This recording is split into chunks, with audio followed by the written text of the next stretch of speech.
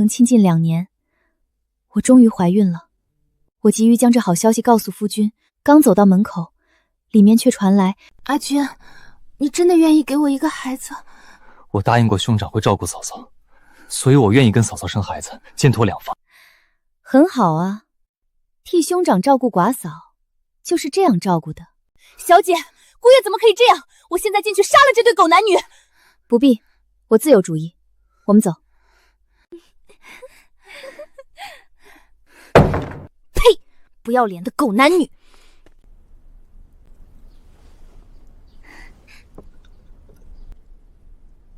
我前2日去积安寺求来的送子水，你喝了没有？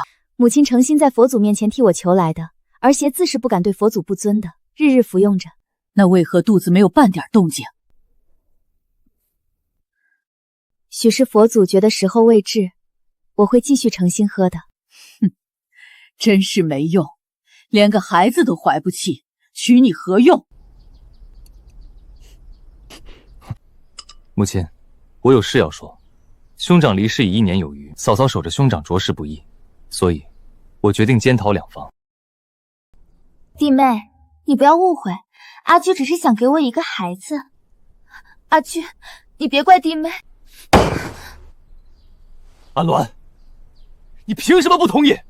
我同意，夫君，我同意你和嫂嫂生孩子。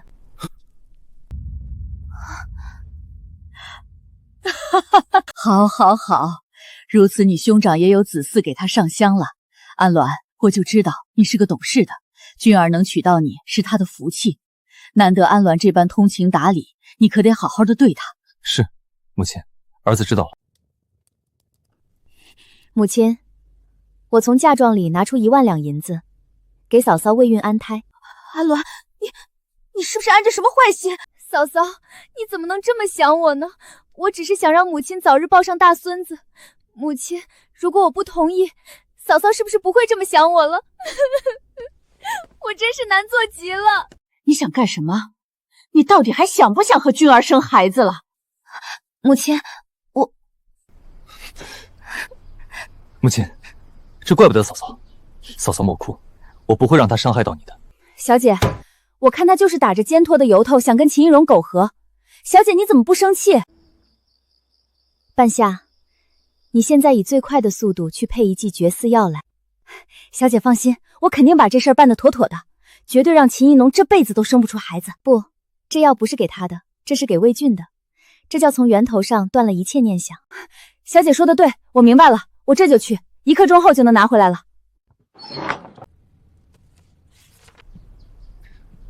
安鸾，嫂嫂她……夫君，我懂的，我理解嫂嫂，所以我才同意的。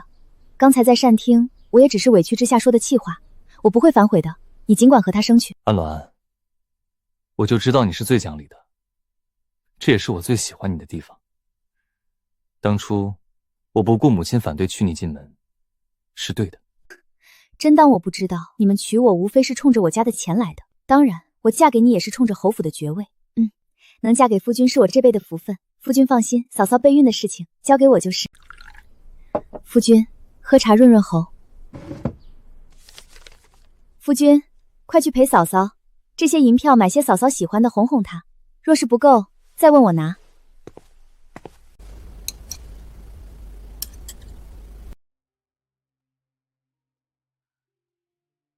母亲，你看嫂嫂，照这情形，说不定下个月就会有好消息了。母亲可高兴，兄长泉下有知，肯定高兴。别一天到晚的缠着俊儿，适可而止。母亲，母亲，昨儿夜里是我让夫君去陪嫂嫂的。若是嫂嫂生下侯府长孙，那再好不过了。怀上之后就不许再缠着俊儿。是母亲。母亲，嫂嫂备孕、怀孕、生产都需要银两，我想回趟娘家，问我爹娘多拿一些银两。好，去吧。他娘的狗玩意儿！老子现在就去杀了他！肩挑，不就是想光明正大养个外室？父亲且慢，你莫冲动，坐下来，听我把话说完。老子没办法不冲动。爹，咱去父留子，夺了他们家的侯爵。就这么干，来，咱们好好的商量一下，该怎么夺了他们魏家的爵位。我们一家3口如此这般又这般如此的商议大计。终于大半天后，我们商议出了一个最有效的章程。鸾儿，拿好了，别舍不得用。对，咱家穷的只剩下钱，用这么一点钱财换一个信阳侯，还是咱赚了。奶奶，你放心大胆的去做，爹娘就是你的底气。等我的大外孙当上信阳侯，爹的腰杆就能挺得更直。怎么样？你爹娘怎么说？给了你多少银票？母亲，都是儿媳没用，只拿了1万两银票。给我。母亲，这1万两我只能分2000给你，剩余的8000我都用来给夫君和嫂嫂补身体。母亲，你不会怪我吧？不怪，安鸾啊，你可真是母亲的好儿媳。那义农备孕一事，母亲都交给你了。母亲，等我过段时间再回娘家拿钱孝敬你。好，我就知道你最贤惠能干了。呸！不要脸的老贪货！好了，别生气了，钱能解决的事儿那都不是事儿。记住了，我们要干的是大事。小姐放心，我晓得的，绝不会拖小姐后腿。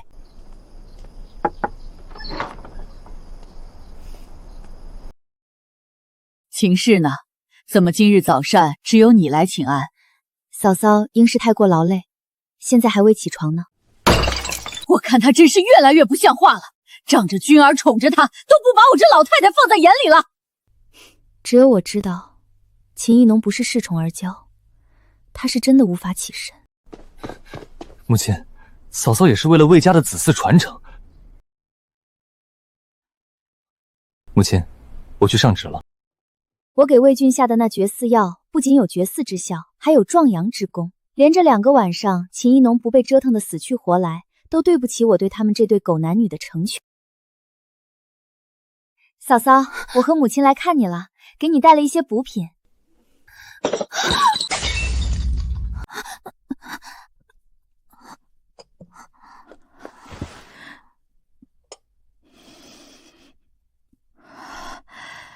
嫂嫂，这些都是我昨日去仁康堂让千金圣手给你调配的滋补品，你的身体调理好了，能更快怀上。母亲说她有话要跟你单独说，我先走了。真是便宜他了，他这会儿正被妻室训着呢。妻室是过来人，能不知道香炉里是什么吗？开心一点，记着我们的大业。小姐真厉害，算准了时间，让老夫人逮了个正着。这下有他好受。夫君，你怎么来了？你不应该在嫂嫂那边吗？安鸾，你这样表面一套背地里一套，有意思吗？什么？夫君，你说什么？我听不懂。夫君，快去嫂嫂那边，眼下让嫂嫂怀孕最为重要。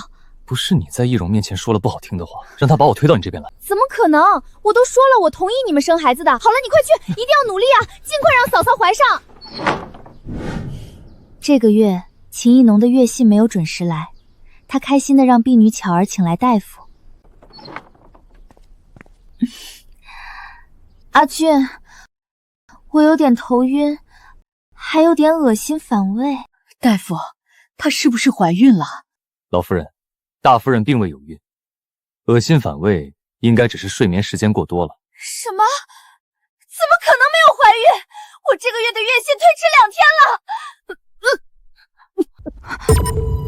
大夫，麻烦你给我们小姐把一把脉，我们小姐这个月没来月信。老夫人，夫人这是喜脉，已孕快2月了，恭喜老夫人，恭喜魏侯爷，恭喜侯夫人。不可能，你怎么可能会怀孕？你怎么可以怀孕？安鸾，你真的怀孕了？你怎么在这个时候怀孕？夫君，我不知道啊，我也不想抢在嫂嫂前面怀上的。大夫，可是诊错了，你再诊一遍。再诊10遍也是一样，夫人就是怀孕了，胎象很稳。半夏，赏。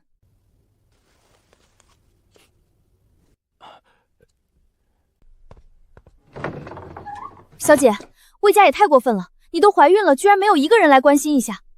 他们这个时候肯定着急商量着如何让秦义农赶紧怀上孩子呢。他们越急，我们的计划就推进的越快。走。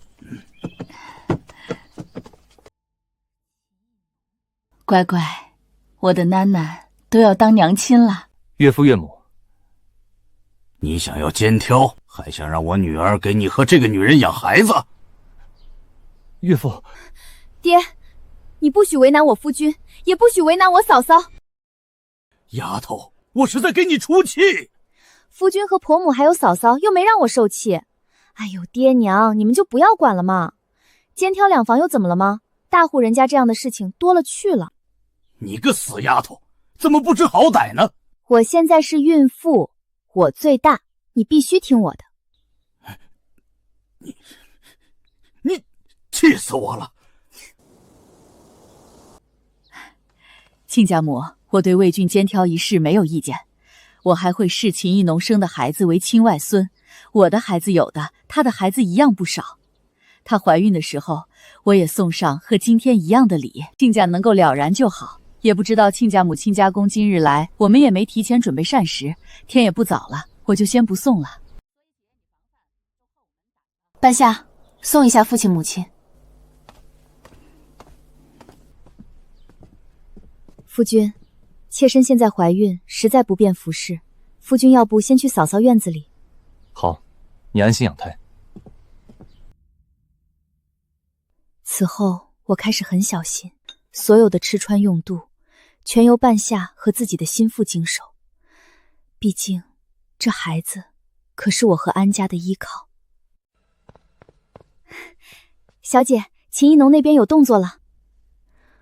哦，什么动作？这都半年了，他的肚子还是没有一点起色。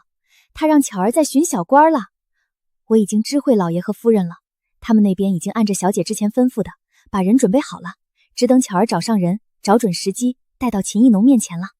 很好，等着鱼儿咬钩吧。走，陪我出去走走，得刺激刺激他，才能让他就着我们放下的饵一口咬上去。安鸾，你怎么在这儿？今日孩子闹得有些皮，出来走动走动。嫂嫂，什么时候能有好消息啊？可不能学我3年2载才怀上，这样母亲肯定会很失望的。我才不会像你！嫂嫂嫁给兄长，直至兄长临逝，也得有2年之久吧？你得抓紧时间呀。若是我生产又坐完月子，那夫君可就不能再独属于你一人了。我听老人说，人的运势一旦打开，那就一发不可收拾了。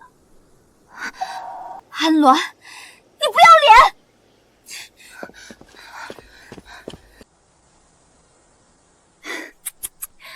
真是一点也不惊激啊！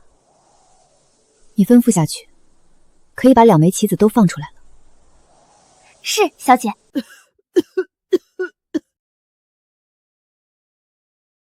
母亲，我现在怀有身孕，恐怕不能给您侍疾了。老夫人，我们家小姐也病了，不能来为您侍疾了。什么？义农也病了？嫂嫂，你怎么样了？怎么这么烫？母亲那边有郎中，我留下来照顾您。不用的，阿俊。身为儿媳妇，在婆母生病时不能侍病已是不孝，哪里还能再让你陪在我身边的道理？好，好好照顾嫂嫂。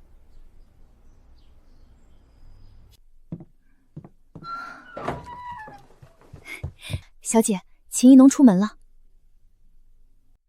他这几日应该每天都会出门会小官，告诉那小官卖力些，油少。小姐放心，老爷夫人那边都安排妥当了。小姐，你只要安心养胎就是了。我们小少爷啊，真乖。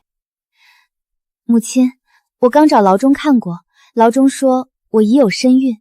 好，母亲，这是佛祖显灵呢，知道我们新城，让我和嫂嫂都怀上了。母亲，我觉得我们应该去还愿，最好是夫君一起去，因为魏郡该吃苦头了。15这天，我们一家前往基安寺上香还愿添香油。我让半夏去知会了爹娘，提前做好准备。魏郡身为我的夫君，本应该与我同乘一辆马车的，但是秦义农一个头晕恶心又身体乏力，就把他给勾了过去。弟妹，你不会怪我让阿俊陪我吧？我实在是没办法。安鸾，夫君，你陪嫂嫂就是。嫂嫂刚怀孕，正是需要你陪在身边的时候，我有母亲陪着就行了。阿俊，这是我特意为你缝制的香囊，可保平安顺累，我给你带上。一农有心了。很好，魏俊赴死的第一刀，是他的心尖宠秦艺农捅的。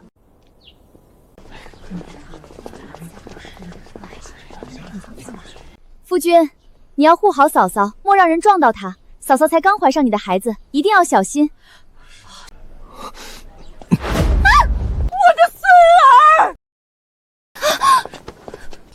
夫君，你怎么这么不小心？我都说了让你要护好嫂嫂的，你怎么还故意松手？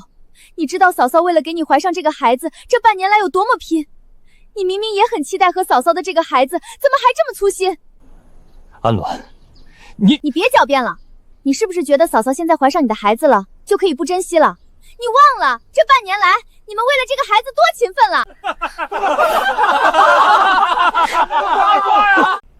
大夫人，你小心点，奴婢扶着你。我家姑爷一点都不体贴。就是，你离嫂嫂远一点。我怎么看着这人这么像信阳侯？不是像，就是那是他的寡嫂，相府的二小姐秦艺农呀。这叔嫂两人这么不要脸的吗？竟然干这等龌龊之事！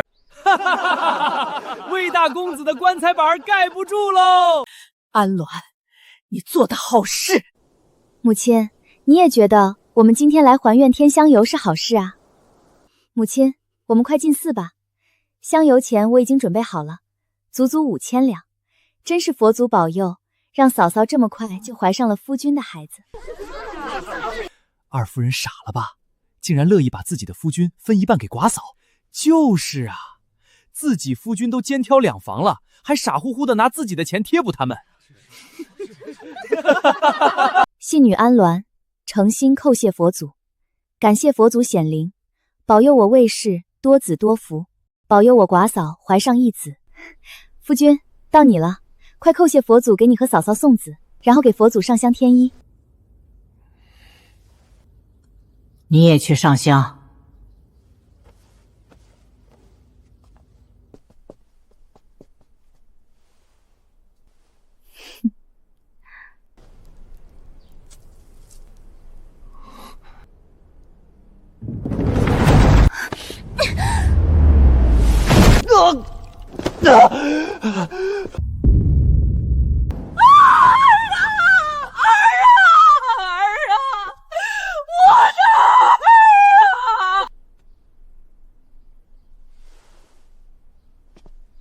怎么样啊？你们尽管用最好的药，一定要治好我夫君的腿。都是因为你们这个破庙啊，害得我儿子瘸了。如果我儿子有什么三长两短，我要你们好看！阿弥陀佛，施主难道不觉得这是佛祖的惩罚吗？什么惩罚？施主是基安寺的忠实信徒，这么多年了，你跟佛祖祈求的事，哪一件没有顺心顺意？这……施主为2个儿子求娶的姻缘，是否都顺遂了？施主为子求嗣，是否也顺遂了？施主求的锦衣玉食，是否也顺遂了？施主好好想想，到底是哪件事情让佛祖动怒了，以至于他这般惩罚？为佛祖添油香的钱，不必了。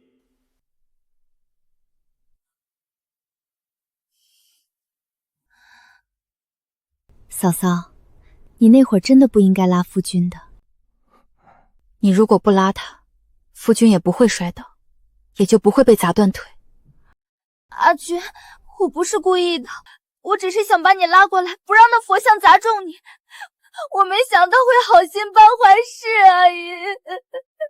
我宁愿自己受伤，也不想看到你受伤的。安鸾，你责怪嫂嫂做什么？嫂嫂怎么会有坏心？你别没事找事。如果不是你非要来，我能受伤？说到底还是你的错。确实都是你的错，你赶紧拿钱出来给君儿养伤。不管用多好的药，若是君儿留下什么后遗症，我饶不过你。是，母亲。好啊，拿钱又出药，那就享受最后一段时光吧。待秦艺农的孩子生下，让你亲眼看到这一顶绿帽后，就该是你上路的时候了。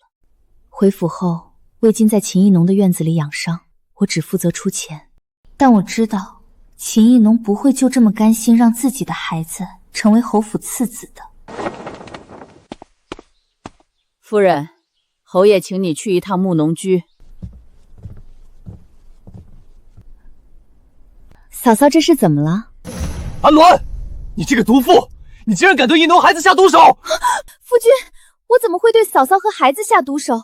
嫂嫂怀孕，我比谁都高兴的呀！你看，前段时间我爹娘还给嫂嫂送了一马车的贺礼呢，我也每天都给嫂嫂送安胎银。夫君，是不是有什么误会？这碗东西是不是你让人端来给艺农的？大夫查出里面渗有红花。没有啊，我今日也没有给嫂嫂送，这不是我送的。怎么了？怎么了？出什么事了？我的孙儿有没有事？母亲，你要为我做主啊！弟妹在给我送来的血燕粥里下红花，她想要害死我的孩子。你说这碗血燕粥里放了红花？这粥是我让人送来给你的，是我让郑嬷嬷亲手熬的。你告诉我，里面有红花？你是想说我要害我孙儿，还是郑嬷嬷要害她的小主子？老夫人，奴婢没有，奴婢不敢啊！我看你真是闲得没事干。我警告你，若是你把我的孙儿做出个好歹来，别怪我把你赶出侯府。艺农，跟母亲和安鸾道歉。自那后，秦艺农安分了，在自己的慕农居静心养胎。侯爷恢复的不错，好好养着，以后不会落下病根的。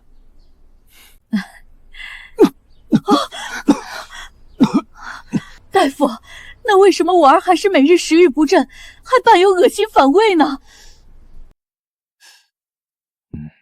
许是侯爷与夫人过于恩爱了，就自然而然地出现了与夫人一样的孕期反应。没想到阿君这么爱妾身，可是妾身不愿看阿君这么痛苦。艺农，能为你承担痛苦，我愿意。很好，魏俊将死的第二刀还是他捅的。我的肚子大得很快，胃口也很好。爹娘花大钱给我请了一个厨子，专门按我的口味做膳食。安鸾，艺农怀孕后一直胃口不好，还总犯恶心，以后膳食也按照她的口味准备一份。万一嫂嫂又说我下毒害她呢？我可担不起这个罪责。还有啊，你和嫂嫂说，每月的那5000两银票我也收回来了，以免嫂嫂担心我再给她的银票和银子下毒怎么办呢？这一日，我的肚子发动了，我早早请了大夫，都是绝对信得过的。爹娘花大钱请了10几个身手不凡的护院，将院子保护得如铜墙铁壁。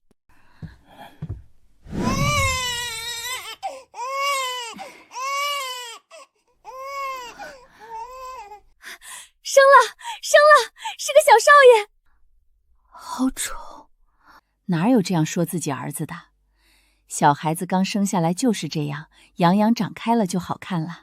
那你和爹养，我不养。好，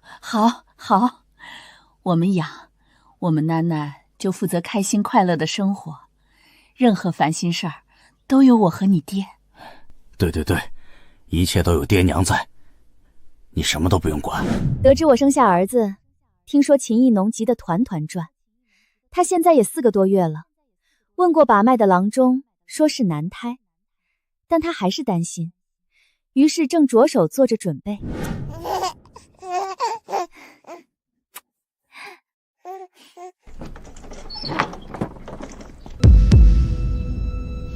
我怎么越看越感觉这孩子不像我们俊儿，倒是和你长得有8分相似。许是小老虎更爱娘亲吧。孩子就取名魏真吧，艺农月份也快到了，那时孩子定会与我相像。那个孩子一定会让你们大惊失色的。小姐，秦艺农的婢女巧儿在外寻着月份差不多的产妇，让人盯紧了，绝不可以让她把孩子抱进府。小姐放心，我们的人死盯着。老夫人请你过去一趟。嬷嬷，老夫人可有说是什么事？据奴婢所知，应该是想让夫人出钱为侯爷铺路，好让侯爷的上峰提拔他。听老夫人与侯爷的意思，这次至少得让你出个100来万。嚯，也不怕撑死他们。好，知道了，谢谢嬷嬷。半夏，照顾好小老虎，我去就来。母亲，嫂嫂身子可好？眼见临盆越来越近，嫂嫂可得做好准备。弟妹如今可是侯府的大功臣，生了儿子，自然是要多为侯府出力的。嫂嫂说笑了，嫂嫂肚子里怀的也是侯府的孩子，一样金贵。安鸾啊，今日叫你过来是有事与你商量。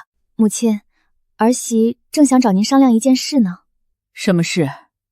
母亲也知道，前些日子为夫君治腿，为嫂嫂安胎，为母亲养身子，再加上小老虎出生，处处都是花销。儿媳的嫁妆银子已经花去大半了。什么？怎么会？你娘家不是京城首富吗？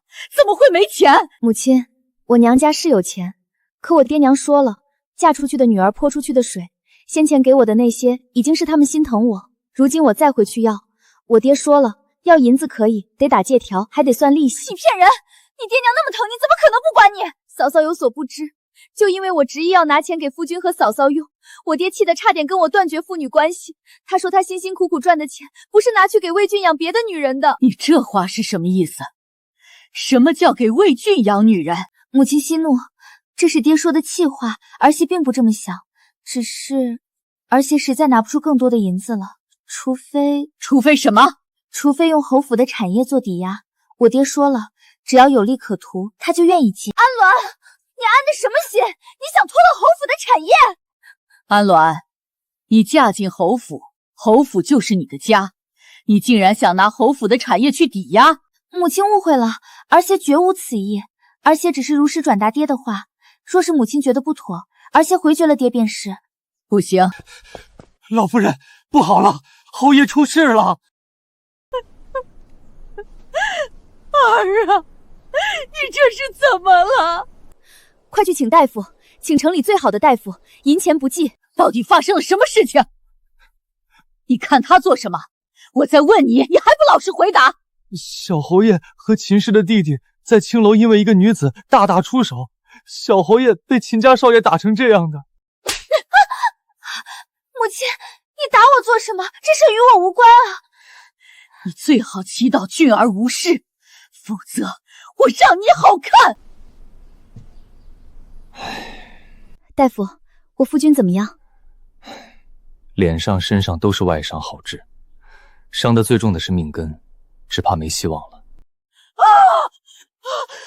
母亲，你现在中风了，要保重自己的身体。夫君那边除了不能人道，倒也没有性命之忧。母亲，你还没告诉我，今日叫我过来是有什么事情要跟我商量？哦，母亲是想让我拿出100万两银子，为夫君的仕途打点一下。是啊，可是母亲，夫君的腿又断了。什么？断的还是同一条腿，是被嫂嫂的弟弟一棍子打断的。不止腿断了，就连肋骨都被打断了3条。夫君这个样子还怎么去上职呢？只怕又得在家中休养个1年半载了。所以母亲，儿媳觉得这笔钱没必要拿出来。信不信你？信不信你？母亲，是我什么？我的意思是，待夫君养好身子，再另做打算不迟。或者也可以让嫂嫂回相府，让相爷替夫君留着位置。毕竟这次是他们相府有错，应该补偿我们的。母亲安心养身子，我去嫂嫂那儿替母亲传达。你要干什么？你若是敢动我一下，母亲和阿俊不会放过你的。嫂嫂说的这叫什么话？我可不是嫂嫂那般容不下人。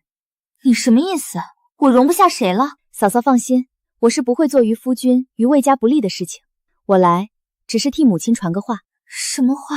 母亲说让嫂嫂在慕农居安心养胎，在孩子生下来之前哪儿也别去。看在孩子的面上，她不追究你弟弟打残夫君一事。不可能，母亲不会这么做，她不会软禁我的。安鸾，这一定是你的主意。进来。嫂嫂放心，这绝对是母亲的意思。好了，不打扰嫂嫂养胎了，我还得去照顾夫君。你们好好照看嫂嫂，不许她出慕农居半步。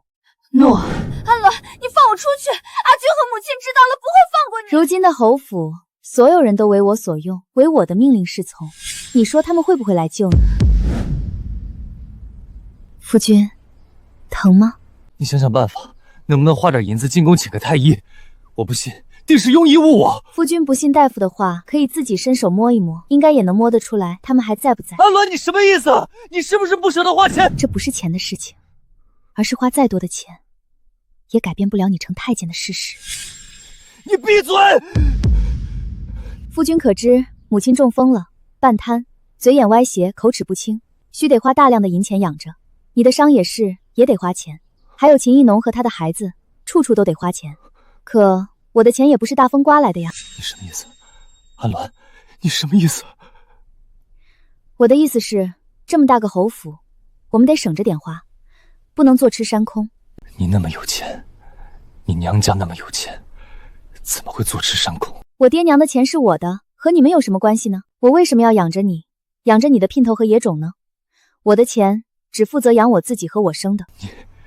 你当初同意我肩挑的。对啊，我没有反对啊，我还砸了这么多钱下去呢。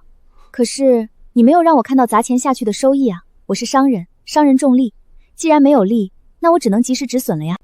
安伦，你夫君，好好养伤，再过2个月你又能当爹了，可千万别撑不到那个时候。你对我做了什么？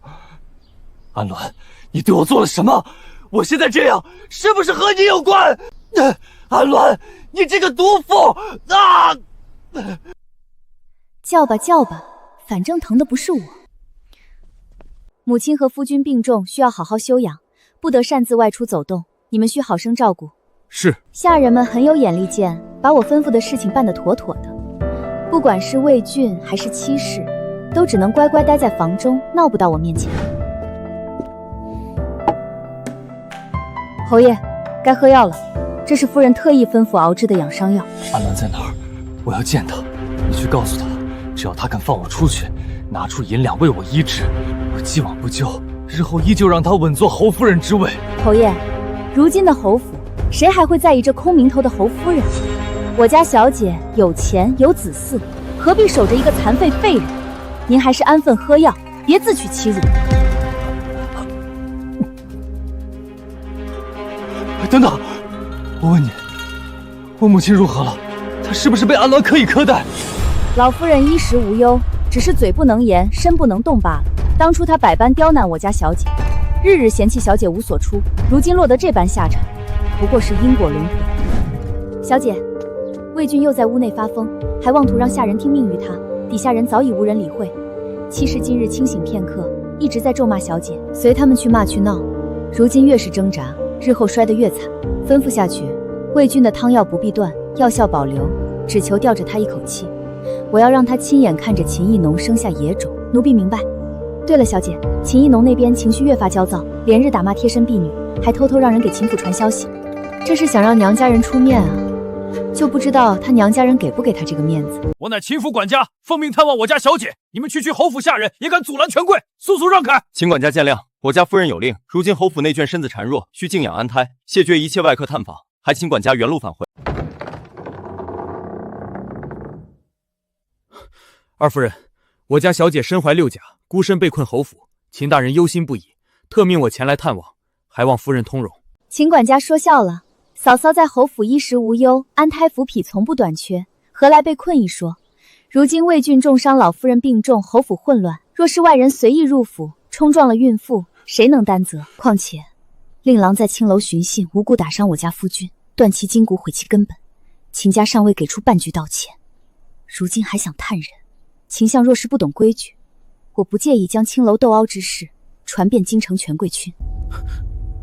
既然夫人这般说，那我便不强行入府，还望夫人善待我家小姐。我自有分寸，回去告诉秦大人，管好自家子弟，莫要再惹是生非。小姐，这秦管家刚才气焰嚣张，被您几句话拿捏得死死的，真是痛快。秦家向来趋炎附势，贪慕权贵，拿捏他们最简单不过，派人盯着秦艺农，但凡他们有任何小动作，立刻上报。是。这段日子我过得很惬意，每天陪小老虎吃喝玩乐，隔三差五爹娘就过来陪他玩，可稀罕他了，要什么给什么。夫人，大夫人要生了。太好了，这一天终于来了，快去请母亲和魏俊，得让他们亲眼看着秦艺农的孩子出生。母亲，你怎么变成这样了？阿鸾，你想干什么？你为什么让母亲进产房？进产房自然是看着秦艺农生孩子啊，万一他生的是女儿，但是为了一己之私，从外面抱进来一个男孩，那侯府的血脉不是乱了？有母亲坐镇，才万事安心。艺农不是这样的人。哦，那一会儿你别自己打脸。怎么会这样？因为秦艺农给你下了慢性毒药啊。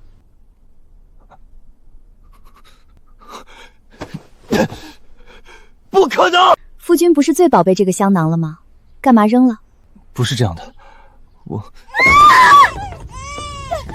秦艺农，你这个贱人，你竟然敢偷男人，你竟然敢生下一个野种！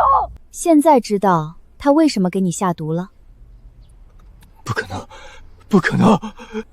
侯爷，戴夫人生了个小少爷，但是……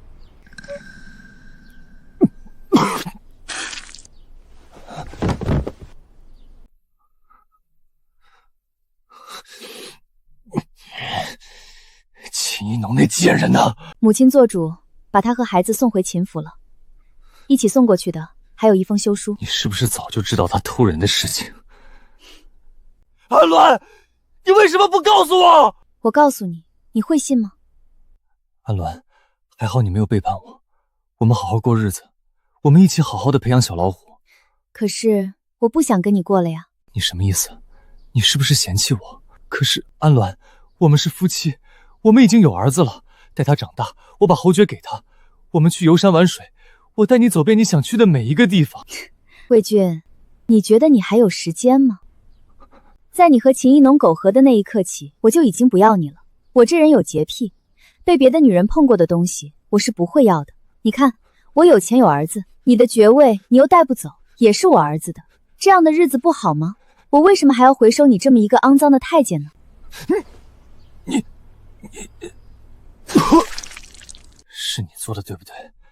所有的事情都是你做的，是不是？你故意同意我肩挑，让我们放松麻痹，然后对我们一个一个下死手。安鸾，你这个毒妇，你不得好死！我好不好死你肯定看不到，但你的下场我看到了。你娶我不就是为了我家的钱？你们是不是还商量着如何让我爹娘死得悄无声息，好吞了我的家产？可惜没能让你如愿了，安心的去吧。我会把儿子好好养大，培养成人，绝不会让他沾上一点你们魏家的陋习。安鸾，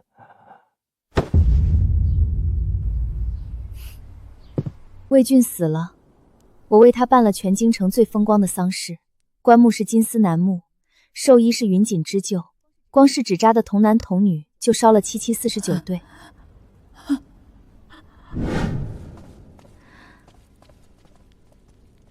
侯夫人节哀，侯爷年纪轻轻便去了，真是天妒银才。多谢夫人宽慰，只恨妾身福薄，没能照顾好夫君。如今妾身唯有将孩儿抚养成人，继承侯府家业，方不负夫君在天之灵。侯夫人年纪轻轻便要守寡，实在令人心疼。这是妾身的命，妾身认了。夫君虽去，妾身生是魏家的人，死是魏家的鬼。姑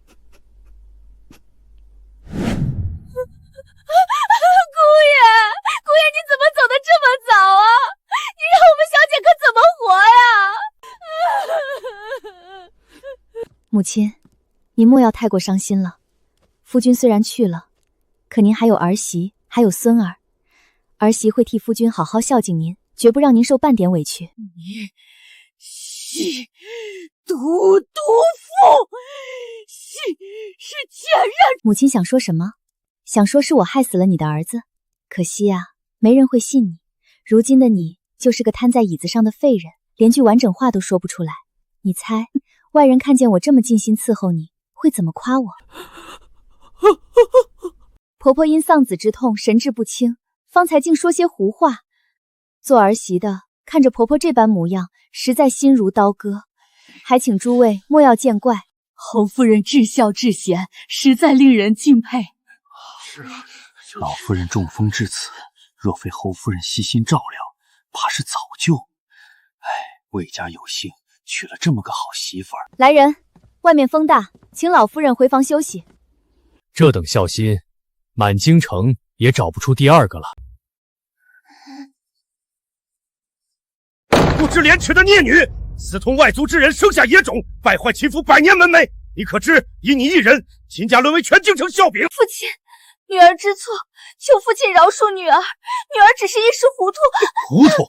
魏家送来休书，满城皆知。你让我秦府今后如何立足朝堂？小姐，相爷有令，为保秦府名声，今日起断你生育能力，永久囚禁偏院，不得踏出房门半步。不要！我不要喝药！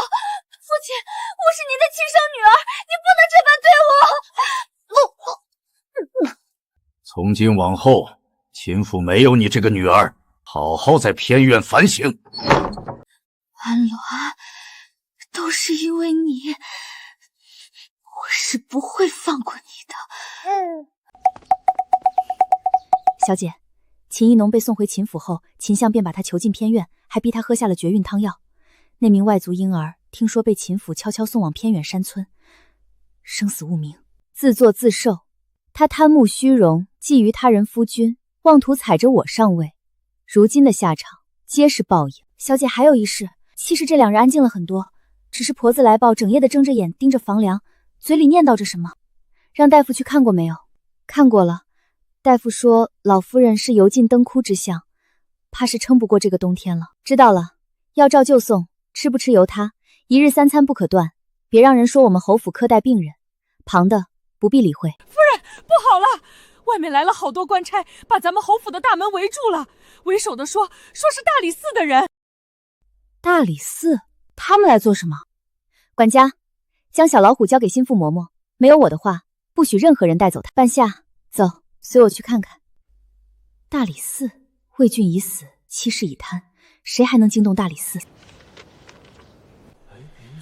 大理寺少卿陆正恒，有人状告新阳侯夫人安氏以毒药谋害亲夫魏俊，虐待婆母妻室，私吞侯府家产，姿事体大，请安氏回寺问话。什么？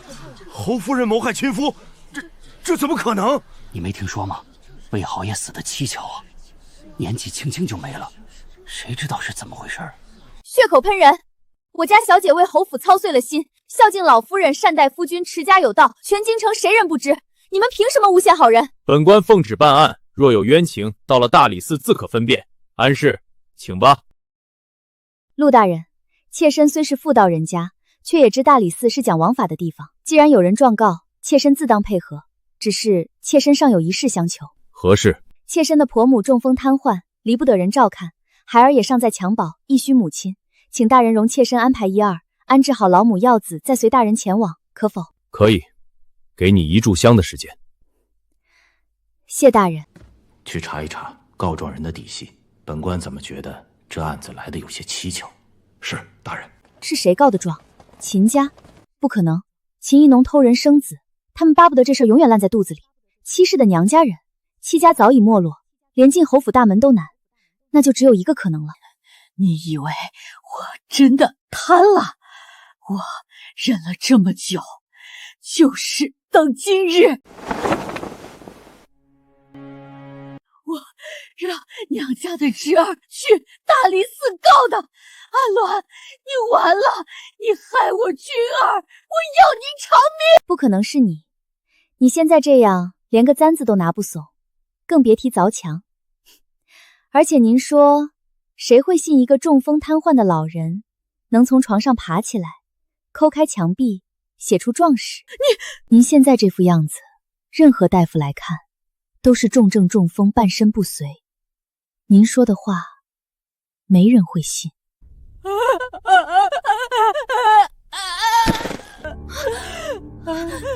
来人，老夫人摔倒了，快请大夫！母亲，您怎么了？媳在这里，您别怕，大夫马上就来。这安氏看着不像谋害婆母的样子啊，反倒是一片孝心。确实，若真虐待婆母，哪会这般尽心？传七伯安。